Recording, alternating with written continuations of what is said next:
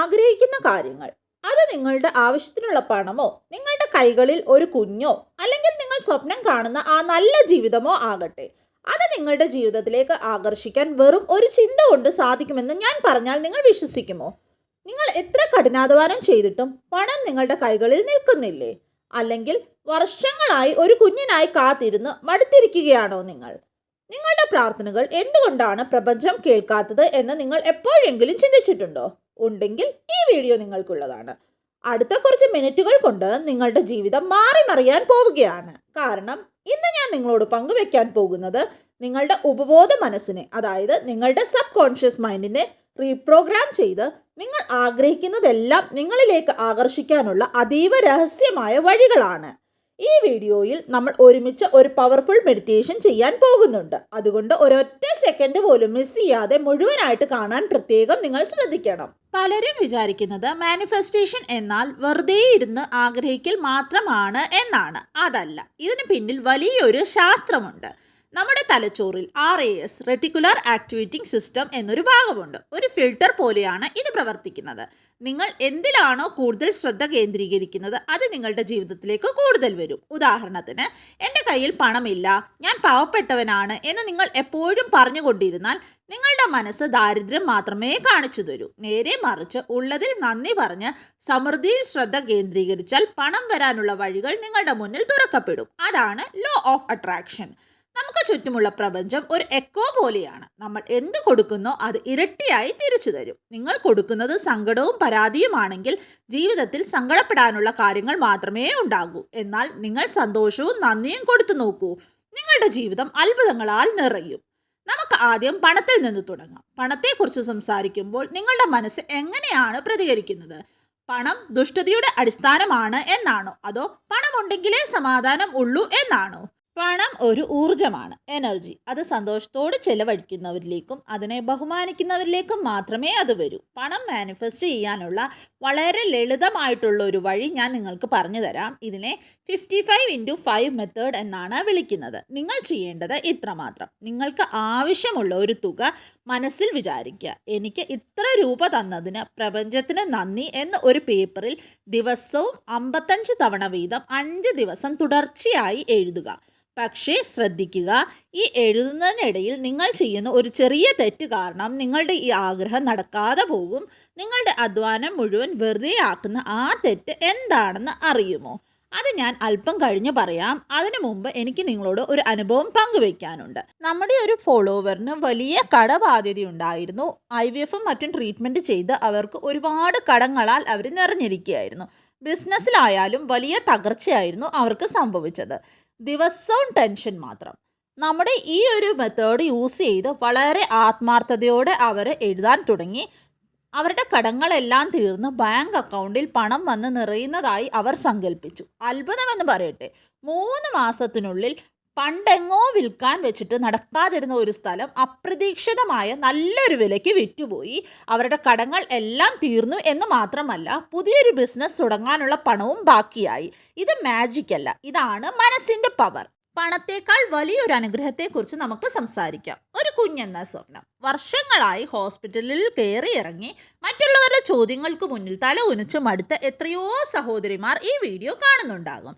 ഞാൻ നിങ്ങളോടൊന്ന് ചോദിക്കട്ടെ, നിങ്ങൾ പ്രാർത്ഥിക്കുമ്പോൾ എന്താണ് പറയാറുള്ളത്? ദൈവമേ, എനിക്ക് കുഞ്ഞുങ്ങളില്ലല്ലോ, എന്നെ അനുഗ്രഹിക്കണേ എന്നാണോ? എങ്കിൽ അവിടെയാണ് തെറ്റുപറ്റിയത്. അവിടെ നിങ്ങളുടെ ശ്രദ്ധ കുഞ്ഞില്ല എന്ന വേദനയിലാണ്. ഇനി മുതൽ നമുക്കത് മാറ്റാം. എൻ്റെ അടുത്ത് കൗൺസിലിങ്ങിന് വന്ന ഒരു ദമ്പതികൾ ഉണ്ടായിരുന്നു. കല്യാണം കഴിഞ്ഞിട്ട് 10 വർഷമായി. ഒരുപാട് ട്രീറ്റ്മെൻറ്റുകൾ ചെയ്തു, ഫലമുണ്ടായില്ല. ഡോക്ടർമാർ പോലും പ്രതീക്ഷ കൈവിട്ടു. ഞാൻ അവരോട് പറഞ്ഞത് ഒരേ ഒരു കാര്യമാണ്: മെഡിക്കൽ ട്രീറ്റ്മെൻറ്റ് തുടരുക, പക്ഷേ നിങ്ങളുടെ മനസ്സിനെ മാറ്റുക.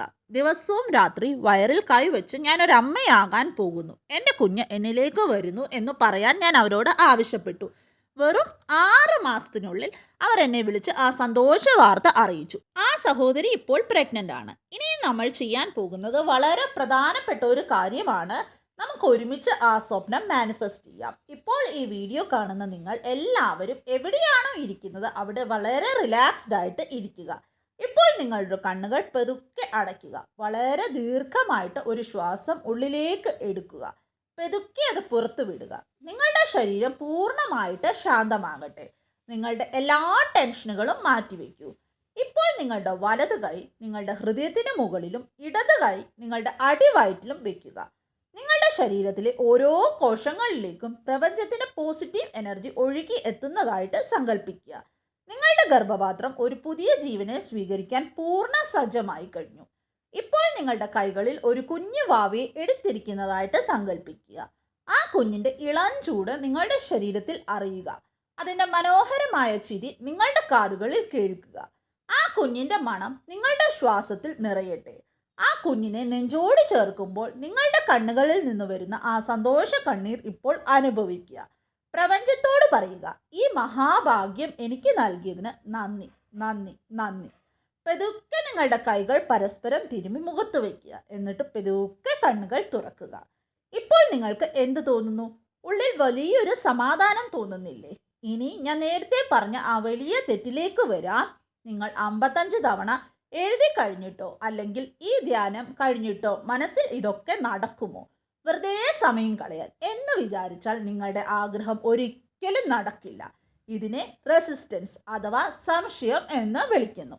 ലോ ഓഫ് അട്രാക്ഷന്റെ ഏറ്റവും വലിയ ശത്രു സംശയമാണ്. ഒരു ചെടി നട്ടിട്ട് അത് ദിവസവും മണ്ണിൽ നിന്ന് പിഴുതു നോക്കിയാൽ വേര് പിടിക്കുമോ? ഇല്ലല്ലോ. അതുപോലെ നിങ്ങളുടെ ആഗ്രഹം മനസ്സിൽ നട്ടു കഴിഞ്ഞാൽ പിന്നെ സംശയിക്കരുത്. വിത്ത് പാകിക്കഴിഞ്ഞാൽ വെള്ളവും വളവും ഒഴിച്ചു കൊടുക്കുക. അതായത് പോസിറ്റീവായിട്ടിരിക്കുക. ബാക്കി പ്രകൃതി നോക്കിക്കൊള്ളും. അപ്പോൾ ഇന്ന് മുതൽ നമ്മൾ എന്ത് ചെയ്യണം? ഇതാ ഒരു 3 സ്റ്റെപ്പ് ഫോർമുല ഞാൻ നിങ്ങൾക്ക് പറഞ്ഞു തരാം. രാവിലെ എഴുന്നേറ്റ ഉടൻ നന്ദി പറയുക. ജീവനോടെ ഇരിക്കുന്നതിനും ഉള്ള സൗകര്യങ്ങൾക്കും നന്ദി പറയുക. അടുത്തതായിട്ട് വിഷ്വലൈസ് ചെയ്യുക. നിങ്ങൾ ആഗ്രഹിക്കുന്ന ജീവിതം ഓൾറെഡി കിട്ടിക്കഴിഞ്ഞു എന്ന് സങ്കല്പിച്ച് 5 മിനിറ്റ് സന്തോഷിക്കുക. Let it go. ആഗ്രഹം പ്രപഞ്ചത്തിന് വിട്ടുകൊടുക്കുക. അമിതമായിട്ട് ആകുലപ്പെടാതിരിക്കുക. വിശ്വസിക്കുക, പ്രപഞ്ചത്തിന് അസാധ്യമായിട്ട് ഒന്നുമില്ല. നിങ്ങളുടെ വലിയൊരു ആഗ്രഹം എന്താണെന്ന് ഇപ്പോൾ തന്നെ താഴെ കമൻറ്റ് ചെയ്യുക.